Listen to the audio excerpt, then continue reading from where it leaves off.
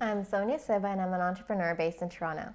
The reason why I'm sponsoring this program is because I think it's important to support and build up other women. When we were picking out the name for Brown and Bold, I really like the friction between brown and bold because, like an oxymoron, you typically wouldn't associate the two. Anything that you do differently in the brown community makes you stand out, and that might not have been traditionally encouraged, but that's what we want to highlight and give a platform for. Brown and Bold is about breaking the mold through highlighting the dimensions of phenomenal women who do just that. My name is Vanessa Narsingh, and I am a lawyer at Navi Professional Corporation. The world has celebrated and promoted the successes of men, and they've conveyed women to be domestic goddesses.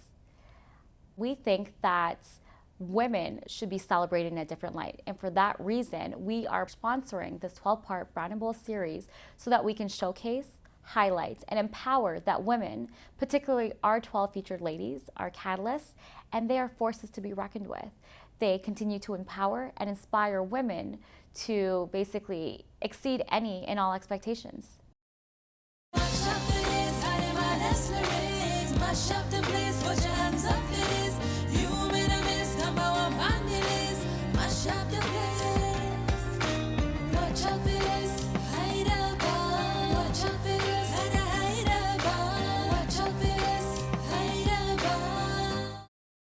My name is Rakhi. I am the director, producer, and content creator at Mutta Productions, Inc. I think I've always had a love affair for the arts. I was so engulfed as a young kid. I think I watched Mughal-e-Azam was the first movie I watched, and I was like, this grand epic, and it totally changed my life. And then somewhere, I think in grade 8, I wrote this letter to my parents that I was gonna run away and go to Bollywood and create these epics. And then my dad was like, no need to run away, just graduate from school and then we'll send you off to India. You could only kind of guide her, coach her with lots of love. But if you think that you can boss her around, I don't think even God can boss her around. My family is super supportive, especially with, first of all, me not taking a traditional career path. Even prior to directing and producing, I was doing international development, so traveling around to different areas of the world. So like to the favelas in Brazil or living in the barrios of Colombia. They were super supportive through all of that. Regardless of what the community said, and especially with me traveling, I know a lot of people came to my parents and said, how are you letting your unwed daughter travel? And my parents were like, well, because we trust her. My average day, I'll probably get up anywhere between 4:30 and 5:30 a.m. And like I enjoy the morning time. My everyday is not the same. And I think that's because I go on gut, I go on instinct, and I go on mood. So if I get a creative idea and I feel the urge to write, the entire schedule will get cleared and I will write nonstop until I feel like I've purged everything out of my system. I think I knew I always had a passion for storytelling, but I suppressed it because of my own insecurities, because I was always thinking in the back of my mind, who cares? Who's gonna care about your story? Like, you're a brown girl. Nobody looked like me on television. I couldn't relate to anybody, so I couldn't see anybody, so I didn't place my story as having any value. So I grew up like you're watching 90210, or you're watching Friends, or then I'm watching like DDLJ or Kuch Kuch Hota Hai, and I'm like, none of these represent me. My favorite designer right now is Money K. Jassal. I fell in love with her style because I feel like she's this wonderful mix that represents me. So this wonderful, beautiful mix of the East and the West. So I feel like she takes the best from both worlds and combines them. And she's just a phenomenal person. Fierce and unapologetic in her work, and is like cutting edge. So everything I would want a designer to be, that's it. And that is what I want to be able to do with my storytelling as well.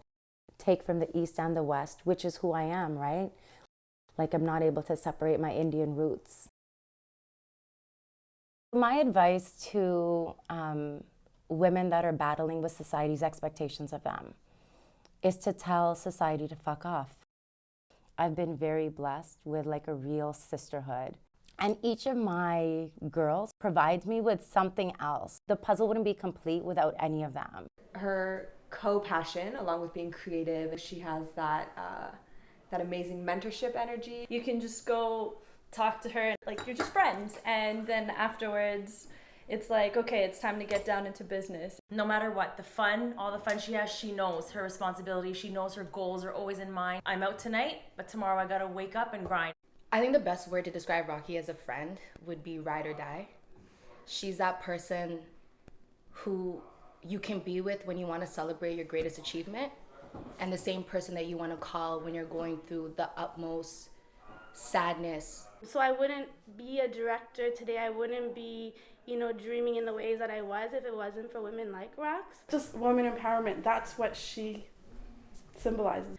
I love thinking about when we lived together in Winnipeg and we used to reenact Bollywood music videos, which no one would probably believe I did. But she would boss me around and she would tell me which character I had to be, and we would have to dance and perform for our family. But it's so beautiful to see how when you're a child and you're like in your purest form, you're just doing what you love, and how that's really connected to her later life. So Rakhi and I met about 14 months ago. We've been inseparable since. We actually met on a car ride to a Sikh feminist conference, and we were just off the bat getting along really well. And right then she actually told me about anarkali that time, and she was like, "You're anarkali," and that was it. And I was like, okay, sure, yeah, let's make that happen. What makes me brown and bold? Honoring ancestors, honoring histories, the fact that I'm unapologetic in everything that I do, that I'm fierce, and that I'm resilient and resistant, and I won't give up until I've done what I feel like I needed to do.